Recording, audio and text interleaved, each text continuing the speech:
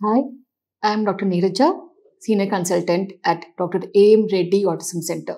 ఈ మధ్యన ఆటిజం సెంటర్లో కూర్చునేటప్పుడు రోజుకి ఎన్నో కేసెస్ వస్తున్నాయి.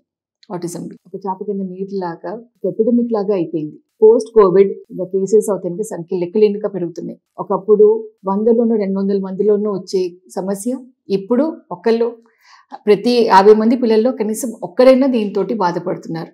మీ పిల్లల్లో మాటలు లేకపోవటం కానీ బాగా చెప్తున్నదంతా పిలుస్తున్నా కూడా వాళ్ళ లోకంలో వాళ్ళు ఉండటం, రెస్పాన్స్ ఇవ్వకపోవటం, మాట్లాడుతున్నప్పుడు మీ కేసు చూడకపోవటం, ఒక దగ్గర కుదురుగా కూర్చోలేకపోవటం, చిన్న చిన్న పనులు మనకు చెప్పే చిన్న పనులు కూడా చేయలేకపోవటం, లేదా ఇంకా ఖాతరు చేయకపోవటం, ఇటువంటి లక్షణాలు ఏమైనా ఉంటే అది ఆటిజం అవ్వచ్చు. చాలామంది తల్లిదండ్రులు మా పిల్లల్లో ఏదైనా లోపం ఐడెంటిఫై చేసినా కూడా మాటలు లేట్గా వస్తాయి, ఆలస్యంగా వస్తాయి, 5 ఏళ్ళకి వస్తాయి, 7 ఏళ్ళకి వస్తాయి అనేసి ఆలస్యం చేస్తుంటారు చూపించుకోవడానికి.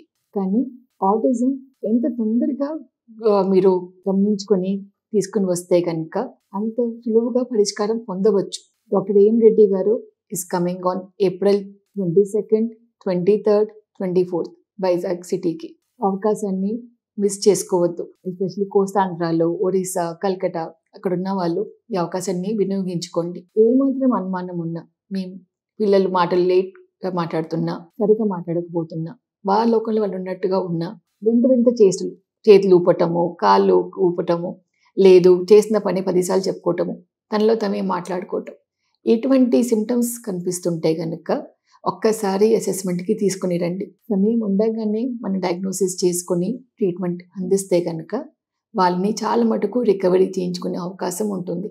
అందుకని మళ్ళీ April 22nd, 23rd, 24th doctor AM Reddy గారు విశాఖపట్నంకి వస్తున్నారు. అవకాశాన్ని వదులుకోకుండా వినియోగించుకోండి. Thank you.